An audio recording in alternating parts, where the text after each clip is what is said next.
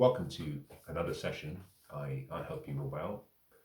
In today's session, with regards to the series, which I have titled The OnlyFans Phenomenon, I would like to speak to the whole topic of content management. Now, before I go into details, let me preface today's session by starting to outline some of my positions. I, I understand the need and the attraction that people have to the platform. There's something in each and every one of us that once has a desire for more, to express ourselves in a more profound way and in a more profound manner.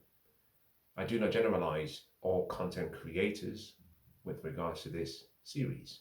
I am speaking specifically to sexual content, whether that be sexual content that are very explicit or sexual content that are implicit, but still within the same genre of content. What that means is that if you find yourself to be some form of a media personality, a music producer, an actor, someone who is in the media, and you have leveraged the platform you already have, I put you in a different category. I'm speaking specifically with regards to women who go into such a pathway purely from the position of gaining whatever their goal might be. Let me preface as a second part to today's session something that I think is important. Whenever I speak about men and speak to men, I generally say your journey towards manhood will come with temptations. A man is only as faithful as the temptations that he has overcome. So, as a woman, if you are looking to choose a man of some value and significance to be a partner with, or to partner with, to be a helpmeet to, you want to make sure that he's gone through the periods of temptations. If he hasn't, his behavior is unpredictable. And therefore, an unpredictable man is a dangerous man, but not, I think, a liability, especially to a woman.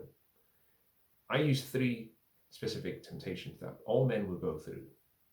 We go through these at different points, stages in our lives. The first is the temptation for money. The second is fame, and the third is power in whatever form that comes. I think one of the ways to start the journey of content management and production, if you are a woman and you've decided you are going into this new fountain of wealth, which is the belief most people you have to think about the temptations that are drawing you, primarily because in this particular instance with OnlyFans, the temptations are very similar to that experienced by men in general. The OnlyFans phenomenon is a temptation for money. That is the first attraction. For example, if I could snap my fingers and every woman would have the opportunity and the freedom to produce content on OnlyFans, but OnlyFans will be no different to YouTube in its very early stages, without the opportunity to monetize, or similar to Facebook or similar to Instagram, with no opportunity to advertise or monetize your content. In other words, you were simply providing content because you wanted to, for the joy of it. I bet the number of content producers, especially in the sexual content genre, will be less than 1% of its current market value. The reason being, there is no incentive. Human beings are driven by incentives, and money is a great temptation, and therefore the reference to the love of money, not money in itself, the love of money is the root of all evil. The first question I would put to you is, have you accepted which of the temptations you have decided to walk alongside with, whether that be money, fame, or power? Now, my experience has been, generally speaking, women who come into OnlyFans start from the position that they want to make money. What tends to happen is it morphs from money, especially when they become successful, to fame, and then to power. the trifecta can be very deadly. My recommendation would be the first thing is stick to one temptation, and try to make some success of that temptation and exit at the right time. In thinking about content management, which is, I think, the first thing to consider, it's important to see yourself not as the exception, but as the rule. There's a statement that the exception does not disprove the rule. Think about our society. Most people fall within what we call a normal distribution with regards to most matters. And then you have people who are in the position that we call the outliers, those in the fat tails of the distribution. On OnlyFans, most people are in the average. In the session I shared previously, I made reference to something that I think is important. Let me read it out for you, just for reference and to remind us of what is not really mentioned regularly.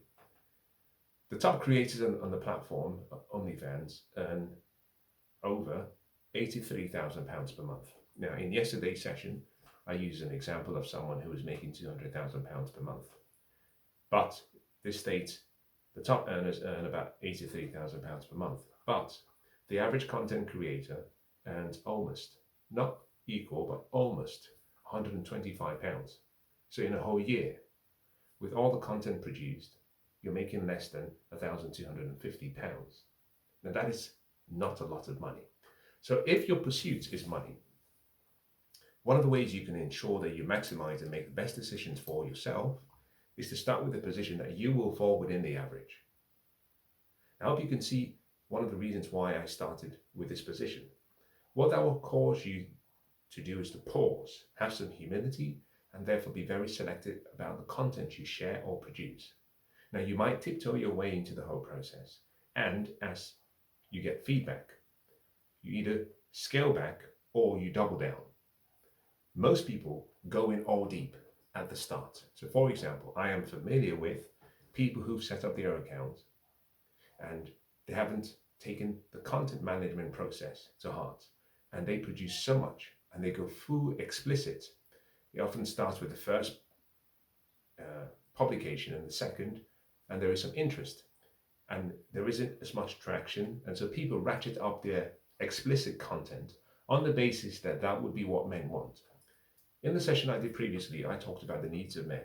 So there are some needs that we are born with. They are innate in men. There are certain needs that are seasonal. They come and they go depending on where we are in life. And there are needs that we cultivate, we acquire a taste for. With regards to explicit sexual content, men always want to see beautiful, attractive women. We start with that. But also men like strange. Now, in between beautiful, attractive, and strange, we have those who have respected fetishes, and we have people who want to be entertained. And some people, and most people on OnlyFans, and not even within the sexual content, are not just producing porn or group porn. It's about getting into a man's psyche. A lot of these men want something, and you have to have an act, which is why I made reference to Daniel Day-Lewis and the fact that after many years of being a great actor, he quit.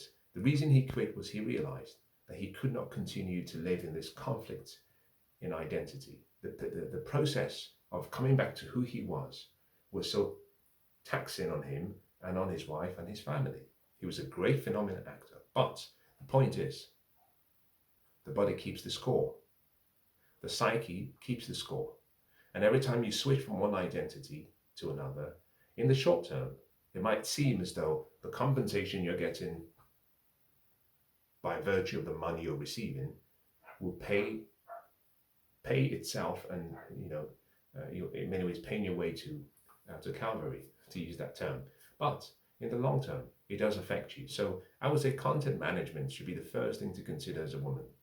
Now, the reason I'm stressing women is, just in case you're not familiar, 87% of all content consumers on OnlyFans are men. 3% do not disclose. I suspect if you split it 50-50, that would mean 87 plus 1.5.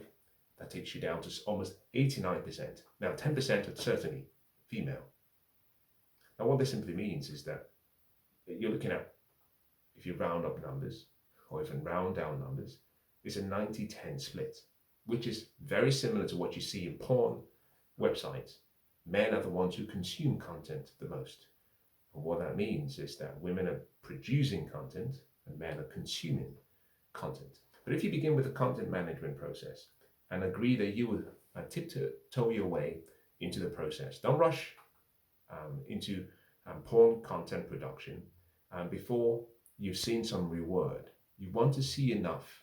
If that's the line you want to go down, if that's the path you want to go down, you want to make sure that you're not selling yourself or selling your soul for peanuts. There are so many young women today who went full in, they took a deep dive, and they've produced so much content or so much explicit content, but almost no reward for that work. That information will always be available in the public domain. They can't take that back. They cannot walk it back.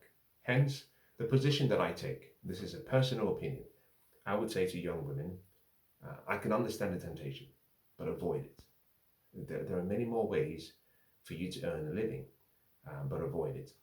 In any case, I still say, if you want to do so, here are some guidelines. Number one, I think time is the most important resource we have, but from a woman's perspective. A woman's time and a woman's age plays a role in her value in the marketplace. The marketplace referring to where people come together looking for a meaningful exchange. The way men assess women is fundamentally based on three things: her sexual marketplace value, SMV, her non-sexual marketplace value, NSMV, and her reproductive fertility value, RFV. Now there is a fourth. It's called your economic intrinsic value, EIV. Men rarely, especially men of a certain socioeconomic level, and men who most women desire, do not choose women based on their ability to provide and protect. We use resources as a proxy for provision protection. Men are looking for women who are feminine. They're looking for women who sit in their feminine energy to allow the men to sit in their masculine energy. It would be remiss of me, however, if I did not note that I've done several sessions, and I still think this to be true, that about 80% of men in the West fall under the category that I call the B software men. Only about 20% of men are still traditional men. Now, within the traditional men of 20%, only about half of those are really assertive, dominant, and successful. So 10% or less of all men in the West fall into the category that most women desire. So it's important to recognize that the men I'm referring to are the men in the top 10%.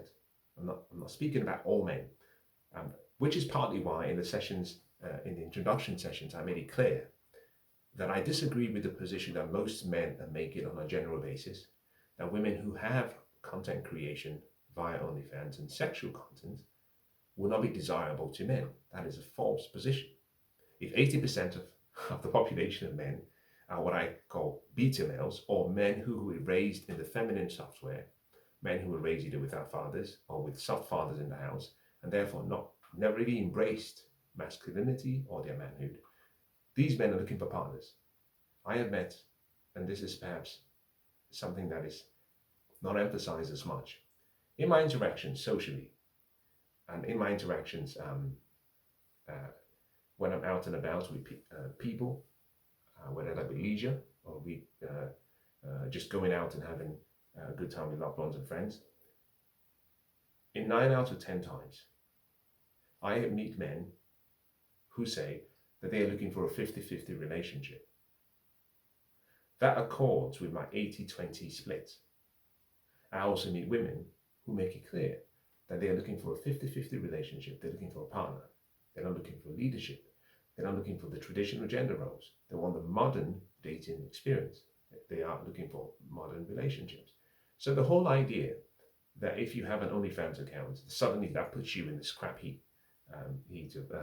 sheet of women men will not look at is false. I have done sessions where I make it very clear that the whole idea that men do not like whores or sluts or promiscuous women is a lie, it's a fallacy. That applies to a specific subset of men. The marketplace is split into two parts, dating and relationships. In the dating marketplace, of course, all men and most men want a woman who is sexually active. And they want the price of entry and barrier to entry to be so low or absent, and therefore your past doesn't really matter. The man, all he cares about is he wants to have sex. When it comes to relationships, he might be of a different position. But if 80% of most men in the West, specifically in the UK, fall into the B category, then that means, ipso facto, that even in the relationship marketplace, most of these men will accept what they have on the table because they do not command the respect, the value, the life experience, the honor, the esteem that the men in the top 10% demand. Secondly, men in the top 10% look for wives. They don't date OnlyFans models or OnlyFans porn stars or people who produce sexual content. They just do not. There are two worlds, really, and sometimes I try to explain this to my younger male friends. There are really two worlds with regards to relationships, but also specifically with regards to dating. There are certain men who are of a certain philosophy of life, put it that way, recognizing that your philosophy will birth your principles, the principles you believe and hold dear to your heart. That will birth your belief system, what you believe to be true. That will create your value system, which will create your morals, which will create a position of ethics, the do's and the don'ts, which will form your lifestyle. So there are certain groups of men who have a philosophy about life, who do not cross pathways with people who are very opposed to that philosophy of life. You're in the same environment, but you're not meeting. This has been something that has been puzzling to me, even when I was much younger. I would meet men in a social setting, and they would talk about all of the problems that they have with the women around them or in their lives. And I never could understand. And I didn't put it down to the inability of them to vet correctly. I just realized that like minds attract each other. A man who is confident, assertive, successful, and of value, and considered by society to be of good character, tends to attract women who were raised traditionally to be wives. If you are on OnlyFans, you were not raised to be a wife, and that, I think that should not be a criticism. That should be from a position of relief, because it simply means that you were not raised to consider certain philosophies to be sacrosanct and to be esteemed, and therefore the men you will attract will be men who want women like you. Now, I've gone through all of that to simply point out that put aside and put to bed the position that most society or men in society are espousing on behalf of all men, that if you have sexual content online, then most men will reject you. As a matter of fact, most men do not carry the gravitas, and they were not raised. Remember, these were boys who were raised and told by mother to love and support the girl in all of their endeavors, which is why these days the OnlyFans phenomenon is on the position that a lot of these women are coming to realize that whether their body count or their sexual exploits or their past or their history will not come back to bite them. Now, whether that comes to be the case or whether that turns out to be a fallacy, time will tell. But it simply means if you've chosen and decided that you would actually go forward, start with that position in mind, which is you are not the exception. Men are the main consumers, and therefore you have to have an act, and that act has to be tailored to meet what the men want. And ideally, you start slowly. You start with some sexual content if you want to, but not full sexual content. I said in the session I did previously, women should study Cleopatra, Helen of Troy, Marilyn Monroe, to understand the art of seduction. How a woman doesn't need to take her clothes off, but can intrigue the psyche of a man so much that he comes back. Think about this. We know of the story about Samson and Delilah. How is it possible that a great warrior, according to the story, if you believe it, but even if you don't, a good story nonetheless, how is it possible that a great warrior, strong, unable to be defeated, gives his secret to a woman in her arms? The reason, she was great at getting into his psyche, whether that be with words, performance. Secondly, how is it possible, we jump, take a big jump, that someone as young as a girl, younger than a teenager, was able to get her mother's wishes met? And in this particular instance, I'm talking about someone called John the Baptist and King Herod. How is it possible that King Herod, despite disagreeing with John the Baptist, was able to proceed with a request to bring John the Baptist's head on a plate, because that was what her mother requested for? Let me not beat around the bush. The story says, the account of the story says, the king had a banquet and he had great people around him and he drank so much. And then he said, I would like to call my wife's daughter or niece, whatever that she was, to come and dance. She dances so well, let her dance before me. And she danced. Young girl. She danced so well. It wasn't even a seductive dance. It was just a beautiful dance. Danced so well that she said to the young girl, you could ask the king of anything, even half my kingdom, and I will give it to you. Now think about this carefully, because despite what people are saying, and despite what I've said about not being the exception, but being the rule, there are men who will give you half your kingdom if you can get into their psyche. And he said to her, you tell me what you want. She went back to her mother. Now, according to the story, John the Baptist had criticized the mother and had criticized the mother for her ways, let's put it that way, her past.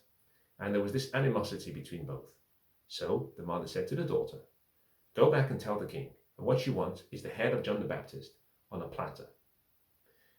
When she uttered what she wanted in the presence of all the guests of the king was heartbroken. He was heartbroken because he knew John the Baptist was a good man, but he had given his word as a king.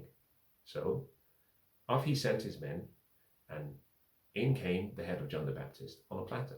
Now the moral of that story is to say that men will do anything if you can get into their psyche. A lot of these men on OnlyFans, it's not a physical thing. So sometimes a lot of women think, if I just do porn, which is why I'm cautioning you to avoid the explicit porn content and to focus more on I'm going to share something I think is great, but focus on more on the acting. Now there's a book by Stella Adler. I think women should obtain this book if you can. Stella Adler was the one who taught Marlon Brando, the guy who did The Godfather. She's an exceptional teacher. It's called The Act of Acting, The Art of Acting, or The Act of Acting, one of the two. And she explains how you have to live the part. And she goes through steps about how you have to. It's a great book about how to live, about life, generally speaking. The point being, you have to see whatever you're producing as content as a role. And that means there has to be a story. You know, like weaving a tapestry. And if you start the foundation well, you can build that tapestry to be as big as you want it to be. Now, this brings me to an important point in today's session, which is, if you've decided that you are going to go into this way of life, start with the question, where do you live? An important question. Where do you live? Now think about where you live from the perspective of the number of people in that community. Now start as follows. Do you live in a village? Do you live in a town? Do you live in a city? Or something larger? For example, if you're based in London, there are over 11 million people in London. So if you are 21 and producing OnlyFans, if we assume 55% or 50% of that 11 million are women, then that simply means, roughly, about 5.5 million women are in London. We separate it based into age. We say about a third of those will be women between 18 and, let's say, 42. a third of 5.5 million drops you down to roughly about 1.65, give or take. 1.65 million, and there is you. It simply means you are in a big city with a lot of people, and therefore there is some level of, I understand that on the platform, you broadcast the information to the whole world. Nonetheless, what people do not understand is that the chicken always comes home to roost. So if you are in a big city, there's fewer chances that someone will walk down and say, that was her, and that is her. So there is no stigma in your day-to-day interactions with people. You can go about your business feeling free without any feeling that people are talking about you. You're not the talk of the town. Back in the day, we used to use the word the village bicycle. The girl who most men had slept with, and therefore she was the talk of the town because she had gone through, she'd been ran through, to use that word. Now, if you live in a smaller place, like a village, now there are advantages to be in a big city, and there are advantages to be in a small village. The question really is the composition of people in that village. If you live in a small village where the median age is, say, 44, and you're a 21-year-old young girl, the likelihood that you have an issue is very low because of the median age. But if you live in a small village and the median age is, say, 25, those young boys will be doing everything they can to obtain porn and to try to understand the women in the town. They do their research, and suddenly you become the talk of the town. So keep those two things in mind. And this brings me to an important point. You have to learn how to use pseudonyms. I am stunned that most people, most women, do not think about this. For some people, you feel happy using your real name, your legal name. I don't think that's an important, that's a decision that should be taken with such, rather cavalier. It's an important decision. Choose a pseudonym, choose a stage name, like an actor. This is a stage. And the reason being is that you can have an online presence, a digital footprint, but one that does not automatically link back to who you are and where you're from and the village you're from and who your father is. Because I tend to find that most people come to what I call the come to Jesus moment, the road to Damascus. They start off producing content and it is for fun. They start making money, and then suddenly it's not just the temptation for money, it's now the temptation for fame. And at some point, word gets around and it comes back to their loved ones, their father, their mother, their brothers or sisters, their cousins, their community, and there's a sense of shame. Some are disowned by their fathers, or there's this contention by their fathers from their parents. And so the key thing is, so you can disconnect your real name from your stage name, to use that word. Again, I'll go back to the whole comment about money and the temptation for money. It will come. OnlyFans, and what we are seeing here, this is a very important statement. What we are seeing in this generation is, for many years, we said to young men, there's a good way and a bad way to most things in life. Do it the right way. Pay the price. Delayed gratification. Now, in the sessions to come, I'm going to talk about this whole thing about delayed gratification. And I'm going to explain how a generation of men raised without fathers, or without boundary setting, without rough and tumble play, without a structure, without delayed gratification being explained, and boundary setting and boundary enforcement has created this phenomenon called OnlyFans. Because what we are seeing is that the desire for money and the desire to make money quickly is making people throw their philosophy and morals out of the window. So stick with the process of separating yourself from the girl who's producing this content, the act. Now, what this simply means is, when you start the process, or if you are in the process, there's nothing wrong in taking a pause, pulling out a piece of paper and asking the question, how do I manage my content respectfully and effectively? There's a huge difference. And I'm going to use this as I bring this to a close. Perception and reality are not always the same. Reputation and character are not always the same. Your character is who you are. It comes from your philosophy. But your character is birthed as a result of your philosophy and your belief system. That forms your morals, which forms your character, which forms your ethics, your values and your ethics and your lifestyle. Your reputation, on the other hand, could be a perception people have about you that could be true or false. There might be an element of the truth, and much of it could be false. But that reputation is actually spreads and is transferred between people. So, for example, there is someone you know who has a reputation, and that reputation precedes them. That reputation could be they're good people. There's also someone you may know, or people you may know, who they have a poor reputation. And when you meet them, or you might even know them, and you know in your heart, the way people perceive and what they think about them is not the same as who they are.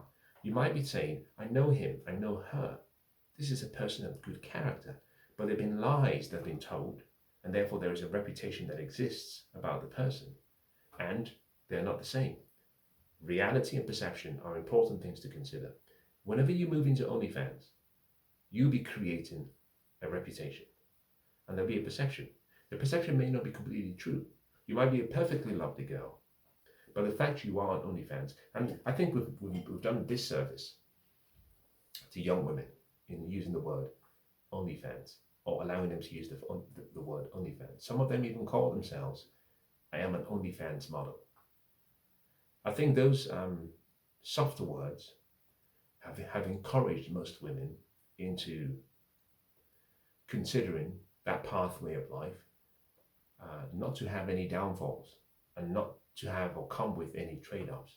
If we said there's your porn star, people will be more averse to the whole journey because of the connotation associated with porn stars. But remember, there was a time when it was prostitutes, and porn stars seemed sexy compared to prostitutes. When you said I'm a porn star, people thought you're more exotic, you're more selective.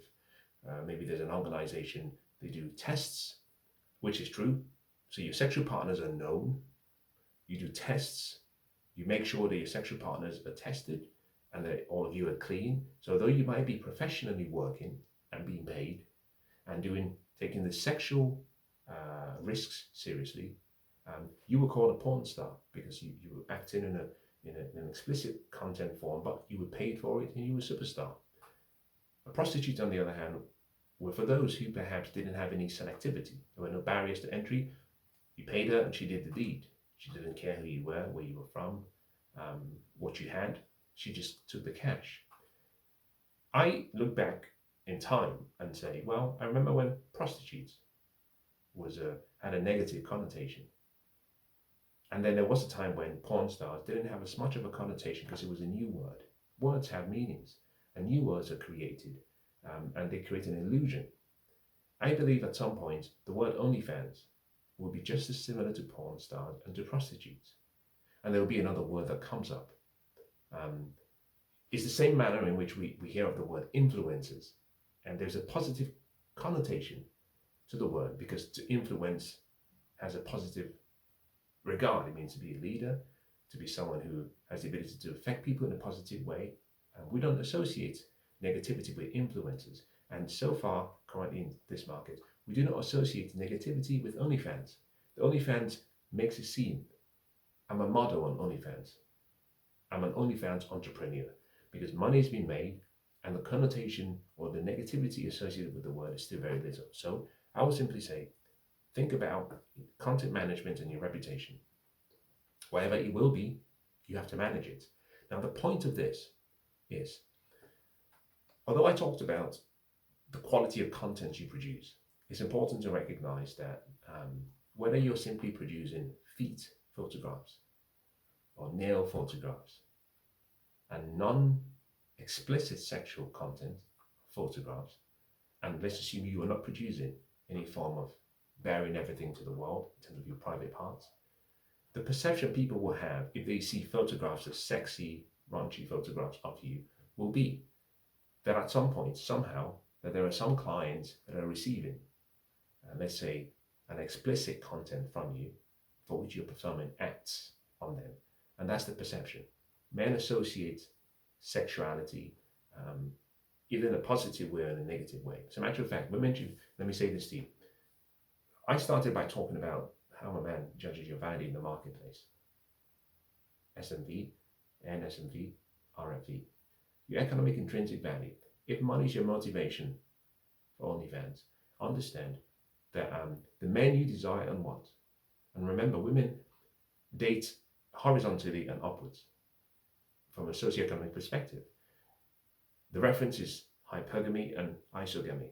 A woman always wants someone who has just as equal to her economically or more. That simply means that your sexual marketplace value and the perception men have of you might be attractive until they find out the history about you, which is your non-sexual marketplace value. The information, the reputation, the history, the character you have, and the reality, and when they try to merge the two. And that might affect you in terms of the men who you want, not just all men. Doesn't matter what all men want, the men you want, looking at it from their perspective. So I will end today's session by saying as follows. In the session I cover tomorrow, I'll go into the detail, but let me preface or start, share this with you as a precursor to what we'll cover in the session that follows. A woman's value in the marketplace is highest during a certain period of her life. I am seeing younger women as young as 18 starting this journey of OnlyFans. Between 18 and 23, 24, 25, that's the peak of your value to a man, recognizing that your agency is your sexuality, and men are visual objects, and the first thing men choose women on is a sexual marketplace value. The problem I have with the OnlyFans is the age of the women going into the process. My position would be that should be for women 35 and over. Why? Let me share this very quickly. For most women, beauty lasts about 12 years, 13 years if you want to push it, from 18 to 30, and then it starts to drop very rapidly. And that simply means between 30 and 35, you have a short window.